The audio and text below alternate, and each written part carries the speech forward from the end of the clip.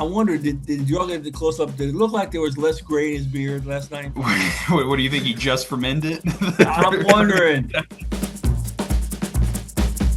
Hello and welcome back to Dodgers Debate. I'm Jack Harris, the LA Times Dodger beat writer, along with our columnists Bill Plaschke and Dylan Hernandez. Guys, if you can't tell, I'm not in LA. This is not what my usual background looks like. Are you being I'm in, held hostage somewhere? I'm in the great state of Iowa. I'm pretty sure that we've used this. You used that exact same line last year, Plash, when I was recording from here. And before we came on, Dylan said it looked like the Unabomber's lair, which was also the same line. So I think you guys need to get some new jokes. Are you sitting on a toilet? This would be an interesting place to put a toilet right between two doors. No, I am sitting on like a 1 foot tall little chair though, like a little stool. Jack, Plaschke and I can't remember what we wrote last week, man. We can't Yeah. remember our jokes from like a year Well, ago. so you know what I admired? Clayton Kershaw gets to 3,000 strikeouts. We had talked leading into the week, like who's going to handle this, and Dylan said, "No, Plash is going to go and write that Kershaw is better than Koufax." And even I forgot that Plaschke had written that column once already. It took a second, but I wrote it 3 years earlier. how much were you panicking when it looked like Clayton Kershaw was not going to get to 3,000 strikeouts in that game against the I White was Sox? screaming. I screamed at the umpire. I said he's a freaking Hall of Famer giving that outside pitch. I screamed at the outfielder, drop the fly ball. I screamed at Kershaw, just get one strikeout. Well, we were screaming virtually the last 2 innings. We were screaming every batter, every pitch. We're screaming at him, strike him out, finish him. What's wrong with you? You're done. Would you have written that Koufax was actually better if he didn't get there last night? I take it back. No, that's interesting. You said I would not have written. So I think that they wanted me to write anyway, something else, and I said no. I said if he doesn't get it, I'm going home.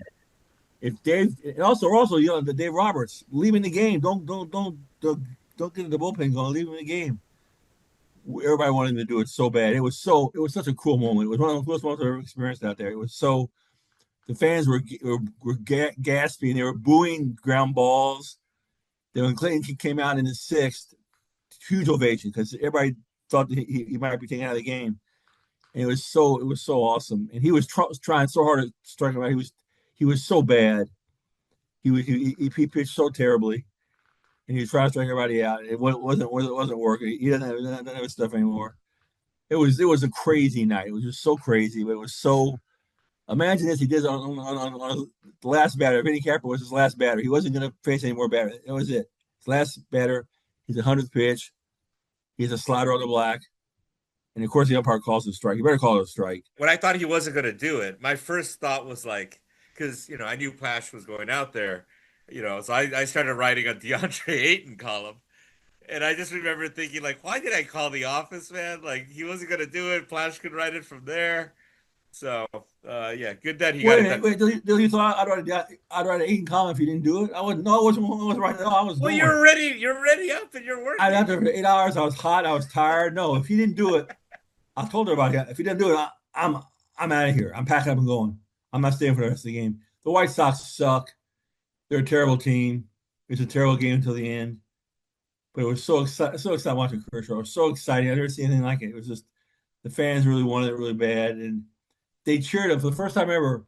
And Dylan, I think you'll appreciate this. When he walked to the bullpen before the game, they stand ovation like always. He stopped and acknowledged them, which he never does. Yeah, I was kind of wondering, how would, 25-year-old Clayton Kershaw kind of view that, like, what, right, his departure from the game, just in that he was always wrapped up kind of in the win-loss thing, right? And, just over the years, I just kind of, and I can't even remember which one specifically, but, team lost, he does something individually, he gets asked about it, and it's always kind of in the context, right, of like, you're alongside Don Drysdale and Koufax and whatever, and so he knows he has to kind of say the right thing, but you could tell he's angry because his team just lost the game, and he kind of, right, does that thing where he kind of looks away and, he says the right thing in terms of, well, it's an honor to be there, but you could kind of tell like he's upset that he lost, right, that the team lost. And so it was kind of cool to kind of see him, I think, at this stage of his career, right, kind of, he has talked about before, right, one of his kind of maybe not necessarily regrets, whatever, but that he couldn't really take things in before, right? And now it does seem, obviously he's much closer to the end than he is to the beginning, and I think he is kind of taking these moments, to kind of take it all in. And right, I think obviously it was a big deal for him that that his wife and kids were there, especially that his kids are now getting a little bit older and could probably, right, especially Charlie, the older one, is going to be able to kind of remember some of these moments. So it is kind of cool to kind of see him take it all in. And the other thing too is like I thought it was very kind of Kershaw like in a way in terms of I remember, I can't even remember when this was. It could have been 10 years ago for all I know, 15 years. We've just been around so long. But I asked him like what statistic did he value the most? And he always kind of talked about innings pitched because of what it kind of meant for the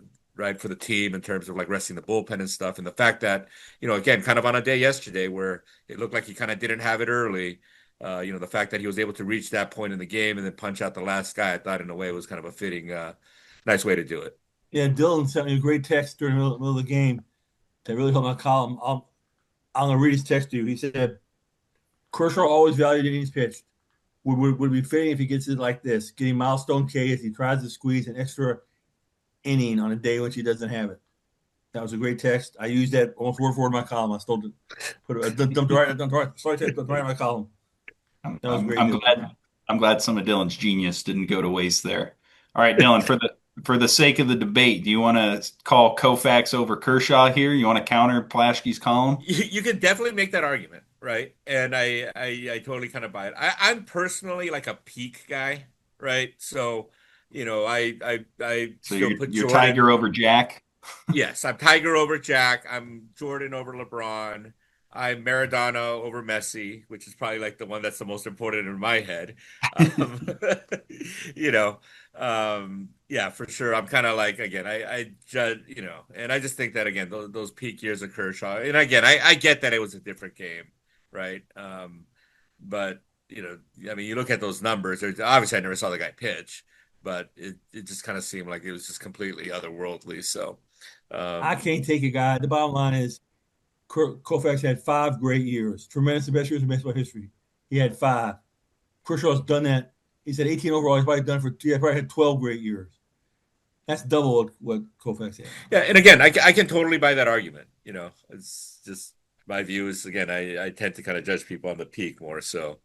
You know what's good about the longevity part? It's nights like last night, right? I Yeah. think there's a different kind of bond or connection that especially like a fan base or fans have with somebody when they see them, go through these different stages of their career and have to kind of reinvent themselves or figure out ways to still be somewhat good even when they're well past their prime. Like to go back to the golf thing, I think that's why, like the 2019 Masters might be the kind of crowning moment for Tiger because it's, people saw him at a different stage and kind of cheered him on in a different way. And I thought last night was a really good epitome of that. It's like, okay, clearly this is like Kershaw does not have his best stuff tonight. How many guys did he get to 2 strikes in those first couple innings that he just couldn't put away?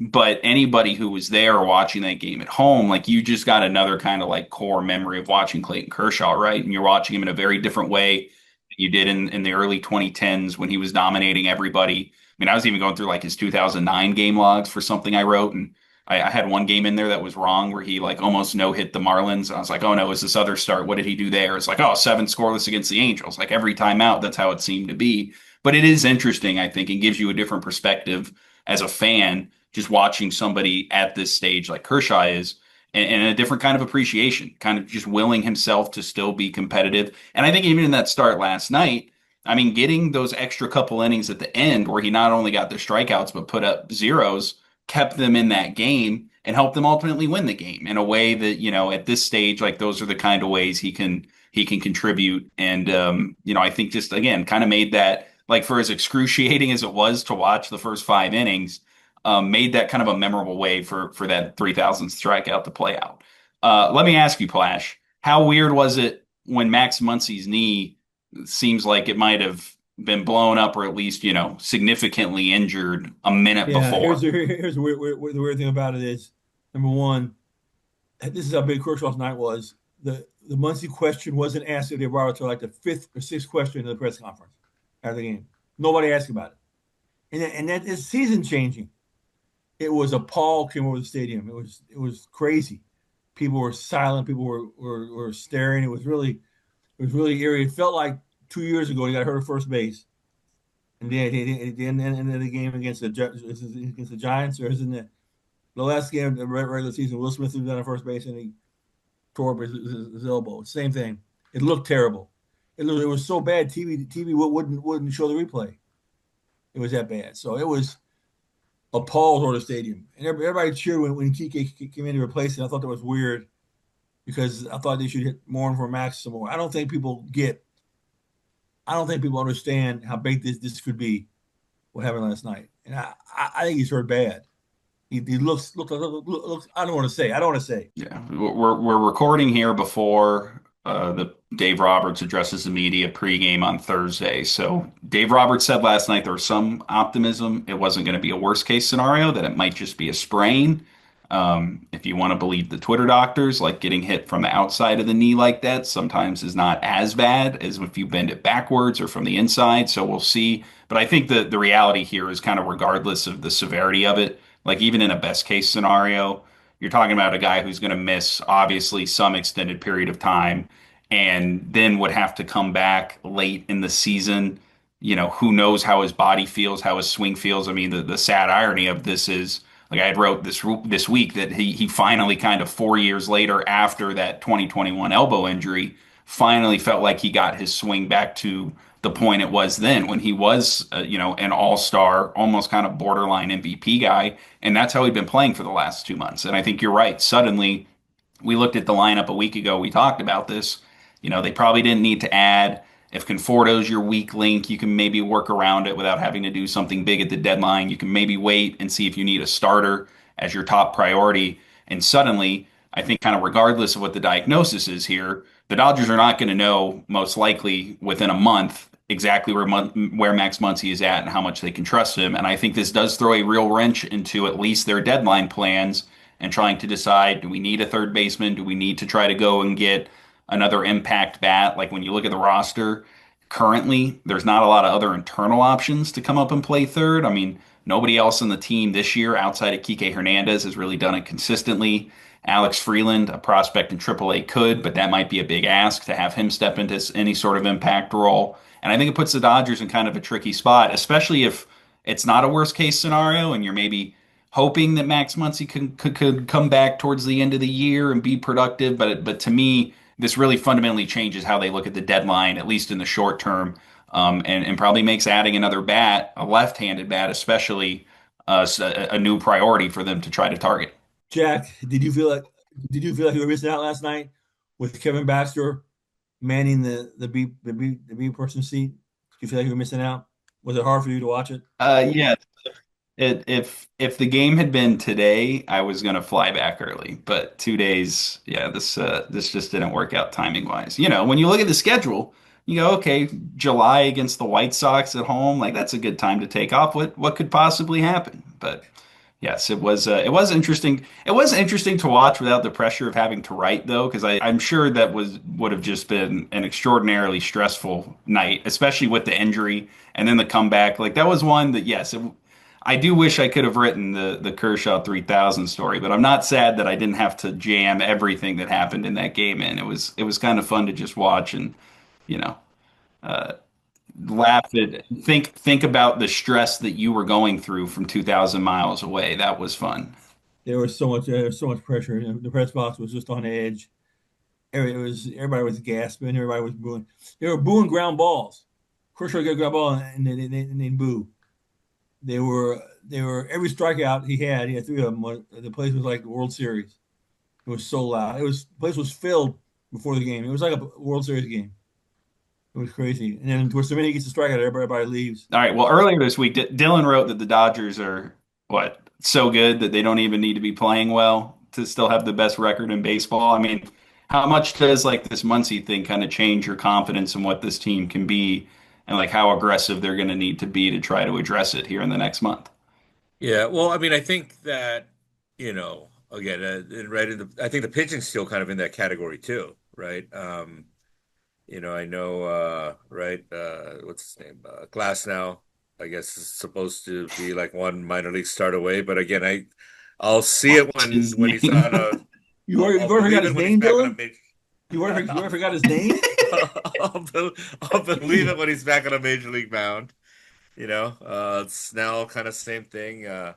You know, Sasaki. It seemed he got them kind of excited because he hit 91 playing catch. Is that normal, by the way? I don't know. It sounds kind of scary, but For someone who's supposed to throw 100, yes, that would be That's a sign he's doing yeah. more, but Right, right. Yeah, but I mean to me still, I don't know. Like I think the priority's gotta still be on the pitching side. And I'm not sure. I know you're expecting these guys to come back. I just, I'm looking at, Freeman, I'm looking at Betts, being kind of again on the wrong side of 30. I mean, Ohtani is too, frankly. But Ohtani still kind of looks like at his peak. I mean, you're not going to have again very long where you're going to have all three guys, kind of like at least like near their peak. And I just kind of think on a year-to-year basis, you got to take advantage of this thing. And I'm not sure how comfortable I am. Obviously you try to delay this decision as long as possible. But if there's any question, about the availability of those guys in October, I think that's the first thing that you have to address is kind of the starting pitching. I'm worried about Muncy. I'm worried. I think they got to go get Nolan Arenado, although the Cardinals are probably buyers at the trade deadline because they're playing so well. But I think if Muncy's out for any length of time, they're in some trouble because Betts is not the same Betts, and Freddie's not the same Freddie. And Paez is helping now. Paez was terrible in right field last night, just terrible out there.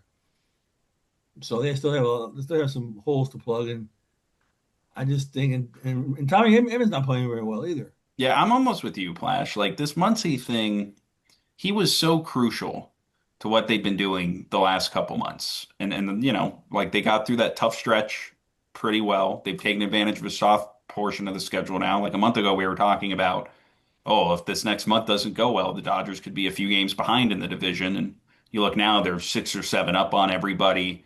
They're back in sole possession of the best record of the NL. And Max Muncy had been such a key part of that as kind of that connector in the lineup from the guys at the top who could struggle a little bit. But as long as you had somebody behind him, and it's been him, Will Smith, Andy Pajes, and Teoscar Hernandez that have kind of helped bridge that gap, give the lineup some length, and make sure that okay, even if Shohei Ohtani and Freddie Freeman and Mookie Betts aren't, batting 350 and hitting a bunch of home runs and being the spark plug at the top of the lineup, they're still going to be getting on base consistently. And if you have some run producers, some pop behind them that can help lengthen that heart of the order, that to me is what really makes the Dodgers really different and really difficult to play. Like I think the pitching even if you don't get another starter, even if it's a little shaky, that's easier to work around than if you have a lineup where, yeah, I mean, at this point with Mookie Betts, I think you have to wonder, at least for this year, like, last night his OPS dipped under 700. That's like a below league average production kind of bat. Freddie Freeman's looked better the last week, but there's been enough variance and up and downs in his season that, you think back to the couple postseasons before last year where, yes, the pitching was a big problem, but the primary problem was Mookie Betts wasn't great, Freddie Freeman wasn't great, it wasn't great. It's a little generous. They were both bad for those two postseasons. And yeah, it helps that you have Shohei Ohtani, but at this point, you might need to be banking a little bit on Ohtani kind of helping you more on the pitching side. And since he started pitching, he has not been as consistent offensively. And I think you could have worked around all of that if you had a Will Smith, Max Muncy, Teoscar Hernandez, kind of 4, 5, 6 in the order. That becomes a pretty foolproof order, even if the guys at the top aren't great. You take out somebody like Muncy, who had been the best of that group for the better part of the season now, and I think it really changes, it really narrows kind of the margin for error of their offense. And I think with the pitching, even if everything doesn't go great, like the starting pitching market's a little wonky, and I think it's going to be tough to find a true impact arm at a price the Dodgers are going to be willing to pay. And then B, you have enough depth that to me, suddenly, I worry a little bit more about this Muncy absence and what it could mean to the lineup. And as it pertains to the deadline, making sure you find an impact bat or somebody who can help replace that production. Because the difference between Max Muncy and whoever's going to be filling in the lineup and like Blake Snell to an Emmett Sheehan or, whoever else in the rotation, looks a little bit starker to me than I think I would have felt before actually seeing Muncy get hurt and starting to think about, okay, how does this offense actually look? I think it's different if it's like, let's say, this is like a catastrophic type injury, right? Where Muncie's out for the year. Obviously, then you have to go out and address it. Now, if it turns into a situation though, where it's like, okay, he's going to miss some time, but right, and maybe he has a month to kind of figure it out. Again, I'm like willing to bet, right, whatever kind of might happen, and despite kind of right, it took him a while to find it this year. And I was just kind of like, okay, let him figure it out. He'll eventually get to where he has to get to. I guess I feel more like right, and that's kind of where we are with the pitching, frankly, too, right? Where guys might be coming back, they might not be. We're not kind of sure where it's going to go. I guess would be more comfortable on betting Muncy will get to where he has to get to, rather than like the pitching kind of looking the way it has to be in October. Like if you're dealing with both uncertainties, um, I feel more comfortable putting my wager on Muncy. Now, if we get a definitive word on either one of those things, obviously it kind of right it clarifies the situation a little bit. Can kind of right put Andrew Friedman and his team, give them a little bit sharper of a focus. But I think as long as Muncy can play, uh, I'm not so sure. Like I think you need to go out and get that guy. I think last night showed that Kershaw cannot be the number one starter in the postseason. He can't be number two star. Can't be number three star. He's got to be a four starter in the postseason. You don't. It was just a great night, but I don't trust him. I don't trust him to take one of the top three spots in the rotation. He just doesn't. As we all written, he just doesn't have it anymore. He's getting by on guts, and that's not going to work in the playoffs. That's just not going to work. I don't know if anybody got to like the bottom paragraphs of my last column. The metrics tell us that usually people just read like the top half at the most. But kind of one thing, it does seem like the plan for Otani, right? Right? Because I think last week, the last time we did this, right? I think Jack, you raised the possibility of maybe him just being an opener. It doesn't sound like it's going to be that, right? He's not going to just go out to just pitch an inning or two. It also, though, doesn't sound like it's going to go right. They're not looking for him to go 6 or 7, even if he can, right? It'll probably be somewhere in between. It's like an opener Maybe, plus. yeah, it's like a 4 or 5, which I mean, look, you give 4 or 5, if we're going to be honest. I mean, that's pretty much what Dodgers starters have been giving them. We Yeah. gave them like last winter. So that's kind of the plan with that, it sounds like. I was saying we don't need to sell the Dodgers short either. They can very easily acquire both a bat and a pitcher at the deadline with the money they can take on and the prospect capital they still have. It might be a false binary to say like, oh, they're going to be limited to one or the other, and they so Did you all see what they gave Kershaw after the game? That they dug up the pitching mound and gave it to him. It was really I did not weird. see that. Yeah, the grounds crew dug up the mound, the entire mound, and gave it to him. And he told him like, "What am I supposed to do with this?" It was a crazy suit. It was weird. They're facing Dodger Stadium for Kershaw's sake. Facing, It was weird. when Otani left the Nippon Ham Fighters after the 2017 season, they gave him the mound. And I think the manager there scribbled a note like, "Hey, go out and become the best player in the world." So Really? yeah, All right. Well, I wonder, did you all get the close up? Did it look like there was less gray in his beard last night? What do you think he just fermented? I'm wondering. I I'm wondering. I didn't see all the gray that I saw in the start On, before. on TV, it looked like there was still some yeah, gray there's still grays. some gray there. I'm glad. I'm just glad that Plaschke's trip to Chavez Ravine last night wasn't wasted. So It was great. great column, Plash. Oh, I love the "We Are Young" song. I love that song. But I'm wondering. I want to ask you this, Jack. Why did Otani pick that song by? Is that Michael Bublé on his walk up? That's a good question. Our questions with him are limited, so that one has not been at the top of the priority list the last couple of years. "We Are Young" is the best because they play like a whole two verses of it while he's out there. It's such a cool song. Oh, also, I'm saying this now. I'm sure you guys agree. This is his last year. He's gonna retire. I mean, for sure, if they win, I would assume if he stays healthy and pitches decently, it probably would be.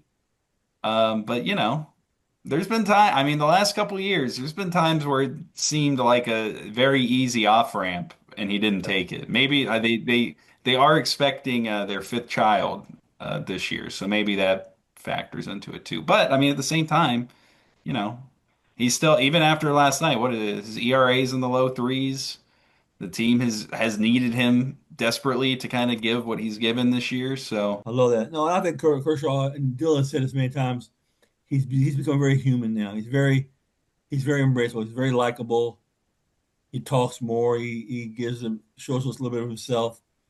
It was the press conference was a pleasure to sit in on. He's really become a cool guy, and he's a great leader for the team. At the end of it, like kind of at the bottom of it, though, that competitor in him's still there, right? And I think that, I think you're right, Jack. Like, people like us have looked at various points over the last however many years, thinking like, okay, this is not a bad place to call it, right? But like the truth is these guys that are great competitors are kind of like, right? I mean, I would say kind of sick in the head, and they can kind of, pretzel their logic to find some kind of slight, like, I'm not gonna, right? I mean, he basically came back this year to declare war on like injuries, right? I'm not gonna let an injury force me out of the game. So I don't know, man. I mean, again, I don't disagree with Plasch. I mean, that's how I would be thinking, but he's different. we'll see. Maybe he'll stick around long enough for Plasch to get to write A third column. 3,200 strikeouts. No, this time he's for sure better than Sandy. I had a lot of my column. I said, a truth that became evident 3 years ago has become concrete now. I covered myself so much on that. No, the best would be if you just change course. He gets forced into some playoff start because everyone else is hurt and struggles. And Plasch is like, no, dude. Koufax is the man. They're having a Koufax. Koufax quit before he suffered such indignity. Yeah. You know what was gross was on Sportsnet. Stan Kasten talked. I have never seen a more like camera hungry like executive in my life, probably, right? Whenever the playoffs start, anything good happens, Kasten's like roaming in front of the press, like, basically practically begging to be interviewed. Right? Silent Stan, who like disappeared during, went into hiding during all this like ice stuff, conveniently pops up during the big celebration. So I don't know. I just found that gross. You can see where Dylan's is at going through the day. Kershaw 3,000, but this, I can't stand for this. It was a great column. Everybody go read it. Dylan, good column too this week. Great column, Dylan. Yeah. I've enjoyed my couple days. I just got back from the golf course. It's been a nice nice week out here in the Midwest. So I'll be back tomorrow. Be sure and flush that toilet when you're done. Yeah, I will. We'll be back next week. We'll see what we have next week. Some more. We'll have some more clarity on Max Muncy, and then we can have a more kind of full breadth debate about what the Dodgers can do at the deadline. Sounds great. Thanks, everybody.